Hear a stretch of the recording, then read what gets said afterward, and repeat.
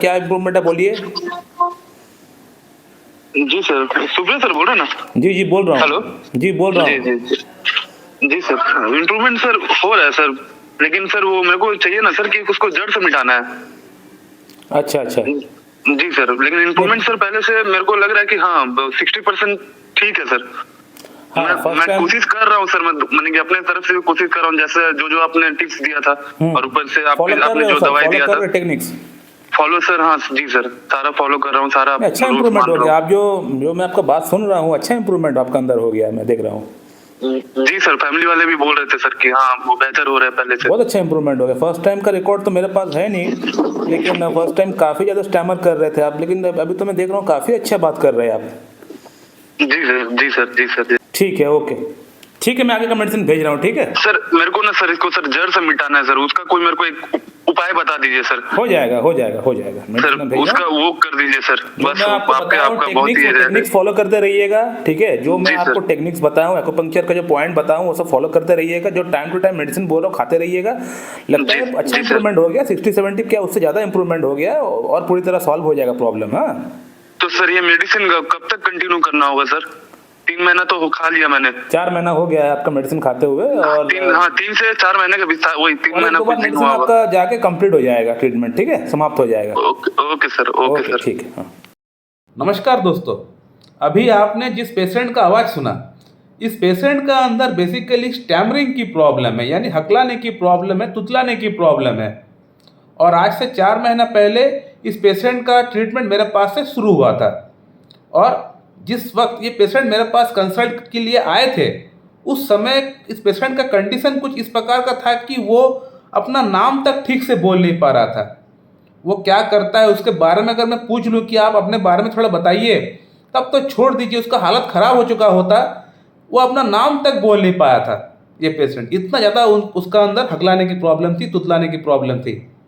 और आज से 4 महीना पहले पेशेंट का मैं कॉन्स्टिट्यूशनल ट्रीटमेंट स्टार्ट किया था, और साथ ही साथ स्पीच थेरेपी मैंने स्टार्ट किया था। मैंने 2-3 टेक्निक्स स्टैमरिंग प्रॉब्लम के अंदर जो हम लोग इस्तेमाल करते हैं, जो स्पीच थेरेपिस्ट जो इस्तेमाल करते हैं, वही चीज़ 1 2 3 4 चीज़ है। एक एक्यूपंक्चर पॉइंट है, पेशेंट को मैंने बताया था, और पेशेंट को जिस प्रकार से मैंने करने के लिए बताया था उसी प्रकार से पेशेंट ने किया, और साथ ही साथ मेरे मेडिसिन टाइम टू टाइम उन्होंने लिया है।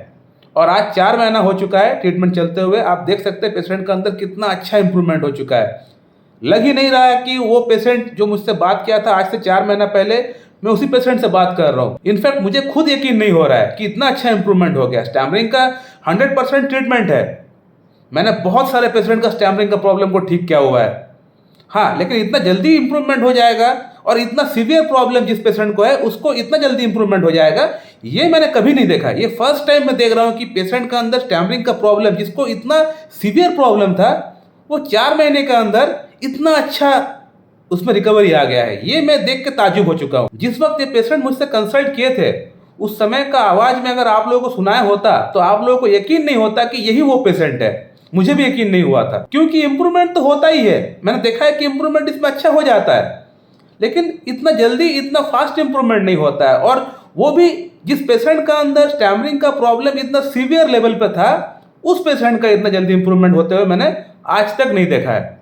तो पेशेंट को भी कहना पड़ेगा कि जो मैंने टेक्निक्स पेशेंट को मैंने बताया, जो स्पीच थेरेपी मैंने पेशेंट को सिखाया करने के लिए, वो बातें शायद उन्होंने अच्छी तरह से किया होगा, तभी जाके इनका अंदर ये प्रॉब्लम इतना अच्छा इंप्रूवमेंट इसमें आ गया है। यहाँ पे मैं आप लोगों को एक चीज़ बोलना चाहूँगा कि जिन पेशेंट का अंदर हगलाने की प्रॉब्लम है, तुतलाने की प्रॉब्लम है, स्टैमरिंग की प्रॉब्लम है, और वो लोग अगर सोचेंगे कि मैं सिर्फ स्पीच थेरेपी ले लूँगा, स्पीच थेरेपिस्ट के पास जाके मैं जो टेक्निक्स है मैं पता कर लूँगा, वो सब टेक्निक्स करते रहूँगा तो मेरा प्रॉब्लम ठीक हो जाएगा, तो ऐसा नहीं होने वाला।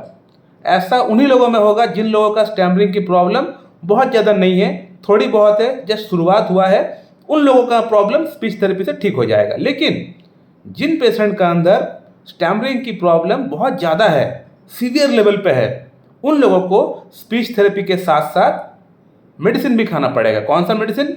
होम्योपैथिक मेडिसिन आपको ट्रीटमेंट कराना पड़ेगा, तभी जाके ये प्रॉब्लम पूरी तरह ठीक हो पाएगा। अब होम्योपैथिक मेडिसिन इस केस में क्या काम करता है?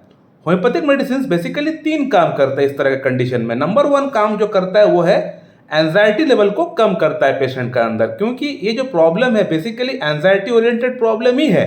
क्योंकि एक व्यक्ति जो आईने के सामने अपना कमरे में ठीक से बात कर लेता है, लेकिन वही व्यक्ति जब बाहर जाता है 5 व्यक्ति के सामने जब वो बात करने के लिए जाता है, तब उसको ये प्रॉब्लम होता है, उसको हार्ट बीट बढ़ जाता है, उसको पसीना आता है, उसको पैनिक अटैक जैसी कंडीशंस उसको आ सकता है और ये हकलाने की प्रॉब्लम उसका अंदर स्टार्ट हो जाता है। तो बेसिकली ये एंजाइटी के साथ ही जुड़ा हुआ है। नंबर 1 ये हो गया। नंबर 2 है वोकल कॉर्ड। जो वोकल कॉर्ड है हमारा गले में, जहाँ से आवाज़ निकलता है, वहाँ पे कुछ प्रॉब्लम अगर होता है तो उसको भी एनहांस करने का, ठीक करने का काम करता है।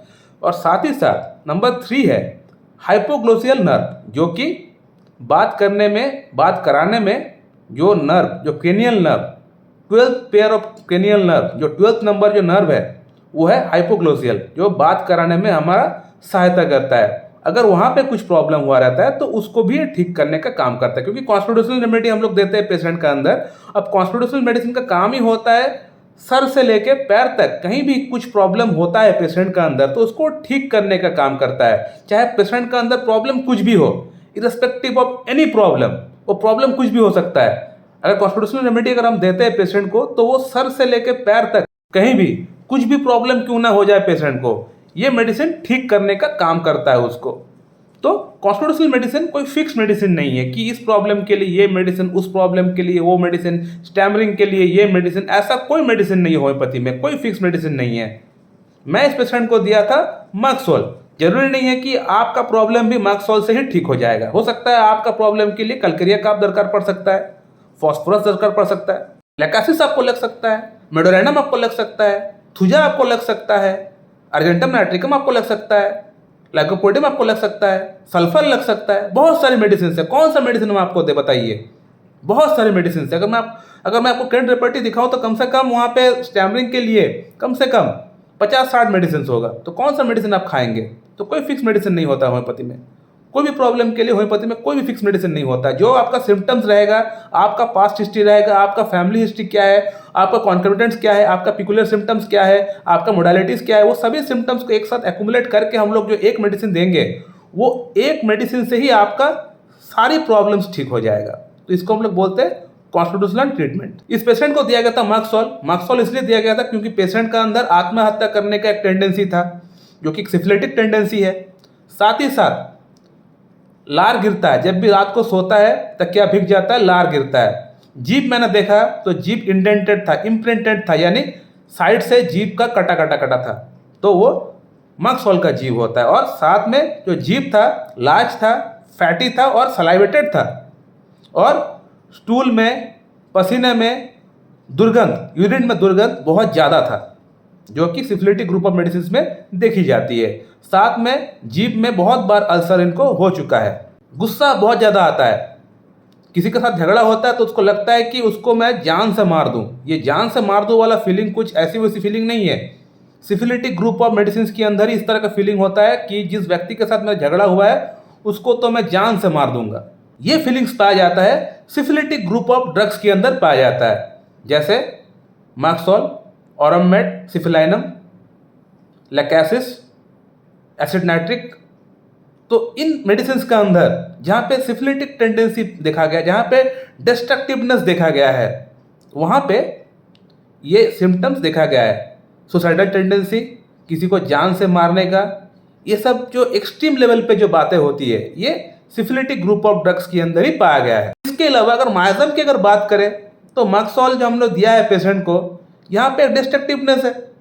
डिस्ट्रक्टिवनेस मतलब क्या? Syphilis miasm. एक पेशेंट जिसका जवान से बात ही नहीं निकल रहा है, तो वो क्या हो गया? सिफिलिस। वहाँ पर डिस्ट्रक्टिवनेस है, कहीं ना कहीं कुछ बहुत ज़्यादा हानि हो रहा है पेशेंट का अंदर, बहुत ज़्यादा डिस्ट्रक्शन हो रहा है, बहुत ज़्यादा वहाँ पर तबाही हो रहा है, पेशेंट बात ही नहीं कर पा रहा है। तो ये क्या है? ये सिफिलिस माइजम के अंदर आ जाएगा। तो मक्सोल हमारा जो मेडिसिन जो प्रेस्क्रिप्शन किया है बिल्कुल आइडियल प्रेस्क्रिप्शन है। तो पेशेंट का प्रॉब्लम मक्सोल से प्लस स्पीच थेरेपी से पेशेंट का प्रॉब्लम पूरी तरह ठीक हो गया। पूरी तरह नहीं, कम से कम 90% तक ठीक हो गया। इतना अच्छा पेशेंट ने मुझसे बात किया। आप लोगों ने भी सुन लिया कि पेशेंट ने कितनी अच्छी तरह से मुझे रिप्लाई किया। कहीं भी कुछ बहुत ज़्यादा हकलाया नहीं, तुतलाया नहीं, इतना अच्छी तरह से पेशेंट ने मुझसे बात किया। सो माय डियर फ्रेंड, आप लोगों को ये वीडियो कैसा लगा आप लोग बताइए। कमेंट बॉक्स में कमेंट करके बताइए। अगर आपका मन में कोई सवाल है मैं आपको वहाँ पर रिप्लाई ज़रूर दूंगा। अगर आप लोग ये स्पीच थेरेपी की कौन कौन सी टेक्निक्स है, अगर आप लोग जानना चाहते हैं क्या क्या बातें हम लोग पेशेंट को बोलते हैं, कौन सी बातें मैं पेशेंट को अपना सिखाता हूँ, अगर आप लोग जानना चाहते हैं तो कमेंट बॉक्स में कमेंट करके बताइए। कम से कम 5-6 कमेंट, कम से कम 10 कमेंट होना चाहिए, तो मैं इसका ऊपर नेक्स्ट वीडियो जरूर बनाऊंगा। So my dear friend, thank you very much and have a good day.